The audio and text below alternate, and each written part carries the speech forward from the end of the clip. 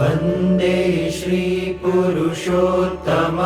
च परमं धामाक्षरं ज्ञानदं वन्दे प्रागजिभक्तमेवमनघं ब्रह्मस्वरूपं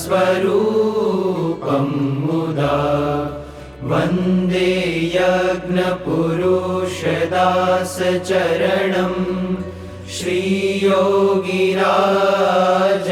तथा वन्दे श्रीप्रमुखं महन्तगुणिनं मोक्षाय भक्त्या सदा मोक्षाय भक्त्या सदा।